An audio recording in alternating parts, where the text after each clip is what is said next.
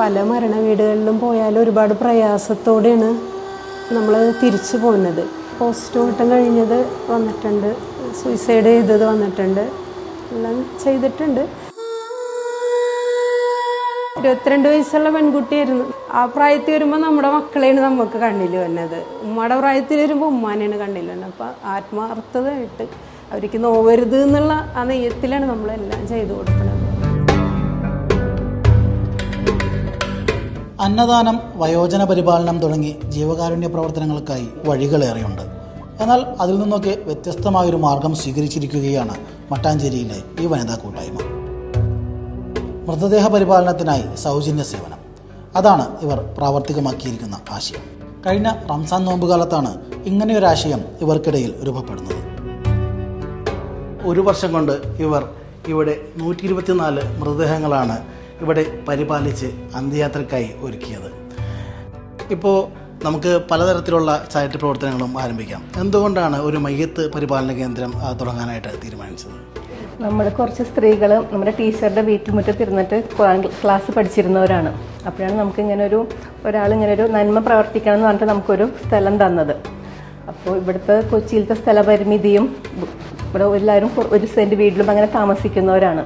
അപ്പോൾ അവർക്കൊരു ഉപകാരമാവട്ടെ എന്ന രീതിയിൽ നമ്മളിത് തുടങ്ങിയതാണ്. കഴിഞ്ഞ റംദാൻ സ്റ്റേക്കാണ് സ്റ്റാർട്ട് ചെയ്തത്. അപ്പോൾ 1 കൊല്ലം കൊണ്ട് നമുക്ക് 124 മയ്യത്ത് പരിപാലിക്കാൻ കഴിഞ്ഞിട്ടുണ്ട്. 71 പുരുഷന്മാരും 52 സ്ത്രീകളും പിന്നെ ഒരു കുട്ടി, ഒരു ചെറിയ കുട്ടീൻ്റെ മയ്യത്തുണ്ടായിരുന്നു. അതിൽ 11 ലക്ഷദ്വീപുകാരാണ്. 11 മയ്യത്തുകൾ ലക്ഷദ്വീപിൽ നിന്ന് വന്നതാണ്. അവർ ചികിത്സയുമായി ബന്ധപ്പെട്ട് ഇവിടെ ഹോസ്പിറ്റലൊക്കെ ആയിട്ട് അങ്ങനെ വന്ന മയ്യത്തുകളാണ്. അങ്ങനെ മൊത്തം 124 മയ്യത്തുകളാണ് ഇതുവരെ നമ്മൾ കൈകാര്യം ചെയ്തിട്ടുള്ളത്. പോസ്റ്റ്മോർട്ടം കേസുകൾ ധാരാളം വന്നിട്ടുണ്ട്. ഇപ്പം ഇന്നലെയൊക്കെ ഉണ്ടായിരുന്നു. ഇപ്പോൾ അതിനുള്ള എല്ലാ പ്രാക്ടീസുകളും എല്ലാവർക്കും കിട്ടിയിട്ടുണ്ട്. അതന്നെ ഇവിടെ ഉള്ളത് എല്ലാവരും തന്നെ ചെയ്യും. വനിതാ കൂട്ടായ്മയാണ് കേന്ദ്രം നടത്തുന്നതെങ്കിലും പുരുഷന്മാരുടെ മൃതദേഹ പരിപാലനത്തിനായി ആണുസംഘത്തെയും ഇവർ സജ്ജമാക്കിയിട്ടുണ്ട്. മൃതദേഹം കുളിപ്പിച്ച് സംസ്കാരത്തിനായി ഒരുക്കുന്നതിനുള്ള എല്ലാ ആധുനിക സജ്ജീകരണങ്ങളും ഇവിടെയുണ്ട്. ഇതാണ് നമ്മുടെ മയ്യത്ത് കുളിപ്പിക്കുന്ന റൂം. ഇതിനുള്ള സംവിധാനങ്ങളൊക്കെ ഇവിടെ ചെയ്തിട്ടുണ്ട്. ലിക്വിഡാണ് യൂസ് ചെയ്യുന്നത് എളുപ്പത്തിന് വേണ്ടിയിട്ട്. ഇതാണ് മയ്യത്ത് കിടത്തുന്ന കട്ടിൽ, കുളിപ്പിക്കാൻ കിടത്തുന്ന കട്ടിൽ. വെള്ളം പോകും ഇതിനകത്തൂടെ, ഒന്നും പുറത്തേക്കൊന്നും വെള്ളം വരില്ല.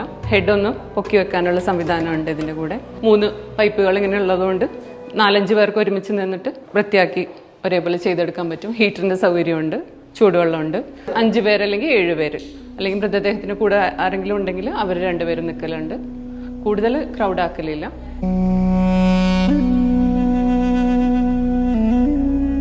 ആംബുലൻസ് ഉൾപ്പെടെയുള്ള എല്ലാ സേവനങ്ങളും സൗജന്യമാണ്. കൂട്ടായ്മയിലുള്ളവരും പുറത്തുനിന്നുള്ളവരും നൽകുന്ന സംഭാവനകളാണ് ഇതിനായി വിനിയോഗിക്കുന്നത്. സ്ഥലപരിമിതി മൂലവും സാമ്പത്തിക പരാധീനത മൂലവും ബുദ്ധിമുട്ടുന്നവർക്കായാണ് ഇവർ മയ്യത്ത് പരിപാലന കേന്ദ്രം ആരംഭിച്ചത്.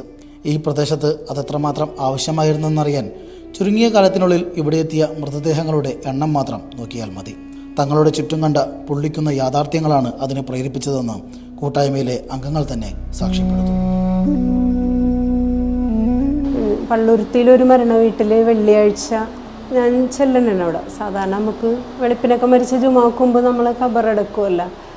അവിടെ ചെന്നപ്പോൾ 4 മണിക്കാന്ന് പറഞ്ഞു. അപ്പോൾ എന്താണെന്ന് ചോദിച്ചപ്പോഴേ ഞാൻ ആരെങ്കിലും വരാനുണ്ടോ, എന്താ വെള്ളിയാഴ്ചയല്ലേ എന്ന് ചോദിച്ചപ്പോൾ ഇല്ല, അത് കുളിപ്പിക്കാൻ ഏർപ്പാടാക്കിയവർക്കൊരു ഫംഗ്ഷൻ ഉണ്ട്, അവർ ഉച്ച കഴിഞ്ഞിട്ടേ വരുള്ളൂ എന്ന് പറഞ്ഞത്.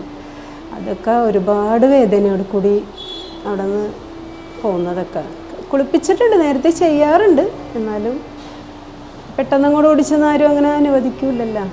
ഞങ്ങളിത് തുടങ്ങണതിന് മുമ്പ് വീടുകളിൽ പോയി കുളിപ്പിച്ചു കൊടുക്കുമായിരുന്നു. അപ്പോൾ ഈ ഒരു റൂമുണ്ടാവും, അതിലൊരു കട്ടിൽ അലമാരി ഒരു മേശ ഉണ്ടാവും, അതെടുത്ത് പുറത്ത് വെച്ചിട്ടാണ് ഈ മയ്യത്ത് കട്ടിൽ കയറ്റേണ്ടത്. അങ്ങനെയൊക്കെ വിഷമങ്ങളൊക്കെ നമ്മൾ കണ്ടിട്ടുണ്ട് ഫ്ലാറ്റുകളിലും ഇതൊക്കെ. മയ്യത്ത് കൊണ്ടുവന്നെന്ന് പറയുമ്പോൾ തന്നെ അതിനു മുമ്പ് തന്നെ ഞങ്ങൾ കുടമൊക്കെ റെഡിയാക്കി ഹൗസൊക്കെ ഇട്ട് എല്ലാം ഞങ്ങൾ ചെയ്തിട്ട് ഞങ്ങൾ കാത്ത് നിൽക്കലാണ്. നമ്മൾ കൊണ്ടുതന്നെ അവരോട് നമുക്കൊരു പ്രത്യേക വാത്സല്യവും സ്നേഹം. നമ്മുടെ ഉമ്മമാരും മോണമാരും തന്നെ വളരെ സങ്കടത്തോടെയാണ് നമസ്കരിച്ച് പ്രാർത്ഥിച്ച് അവരെ ഇവിടെ നിന്ന് വിടുന്നത്. 22 വയസ്സുള്ള പെൺകുട്ടിയായിരുന്നു. ആ പ്രായത്തിൽ വരുമ്പോൾ നമ്മുടെ മക്കളെയാണ് നമുക്ക് കണ്ണിൽ വന്നത്. ഉമ്മയുടെ പ്രായത്തിൽ വരുമ്പോൾ ഉമ്മാനെയാണ് കണ്ണിൽ വന്നത്. അപ്പം ആത്മാർത്ഥതയായിട്ട് അവർക്ക് നോവരുത് എന്നുള്ള ആ നെയ്യത്തിലാണ് നമ്മളെല്ലാം ചെയ്തു കൊടുക്കുന്നത്.